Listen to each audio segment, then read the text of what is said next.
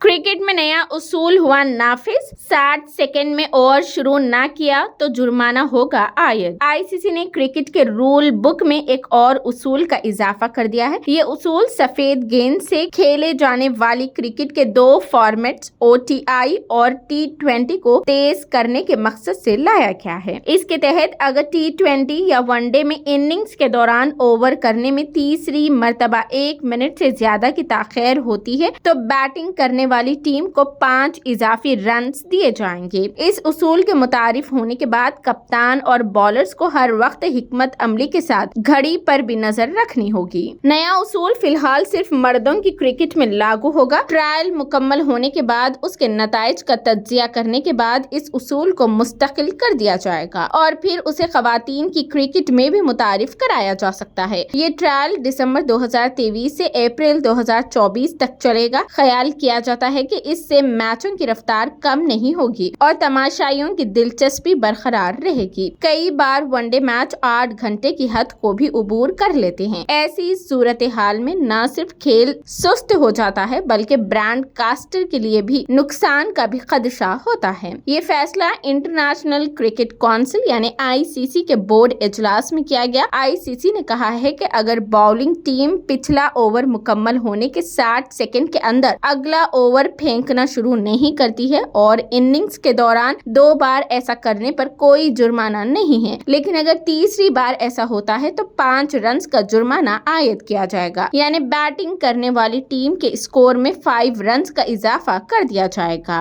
वहीं सूर्य कुमार यादव पहली बार टी20 इंटरनेशनल में कप्तानी के लिए तैयार है। हिंदुस्तान और ऑस्ट्रेलिया के दरमियान 5 मैचों की टी20 सीरीज जुमेरात 23 नवंबर से शुरू हो रही है। सीरीज के लिए नौजवान खिलाड़ियों को टीम में जगह दी गई है। मैच से कबल सूर्या ने कहा कि वर्ल्ड कप 2023 के फाइनल में शिकस्त को भूलने में वक्त लगेगा, लेकिन हमने पूरे टूर्नामेंट में अच्छी कारकर्दगी का मुजाहिरा किया है। टी20 वर्ल्ड कप जून 2024 में होना है। ऐसे में अब हर सीरीज अहम होने जा रही है। वर्ल्ड कप से पहले हिंदुस्तानी टीम को सिर्फ 11 टी20 इंटरनेशनल मैच खेलना है। ऑस्ट्रेलिया के बाद अब जनूबी अफ्रीका और अफगानिस्तान के खिलाफ भी टी20 सीरीज है। ऑस्ट्रेलिया के खिलाफ मैच से कबल मीडिया से गुफ्तगू करते हुए सूर्य कुमार यादव ने कहा कि हमने वर्ल्ड कप में अच्छी कारकर्दगी का मुजाहिरा किया, लगातार 10 मैच जीते। रोहित शर्मा ने बतौर कप्तान और बल्लेबाज के तौर पर बेहतरीन कारकर्दगी का मुजाहिरा किया। इससे बहुत कुछ सीखने को मिला। शिकस्त से संभलने में वक्त लगेगा। ये मुमकिन नहीं है कि आप अगली सुबह उठे और जो कुछ हुआ उसे भूल जाए। ये एक बड़ा टूर्नामेंट था, हम उसे जीतना पसंद करते थे। ऑस्ट्रेलिया के खिलाफ सीरीज के लिए नौजवानों को मौका देने के सवाल पर सूर्या ने तंजिया अंदाज में कहा कि मैं भी नौजवान हूं, लेकिन मैंने तमाम खिलाड़ियों पर वाजे कर दिया है कि उन्हें मैदान में बेलॉस खेलना होगा। हार्दिक पांड्या की गैर मौजूदगी में सूर्या कुमार यादव ने टी20 टीम की क़ियादत करेंगे। उन्होंने कहा कि जिस तरह आप सुबह उठते हैं उसी तरह सूरज दोबारा तुलू होता है, अंधेरे के बाद रोशनी होती है। आपको आगे बढ़ना है। ये एक नई टी20 टीम है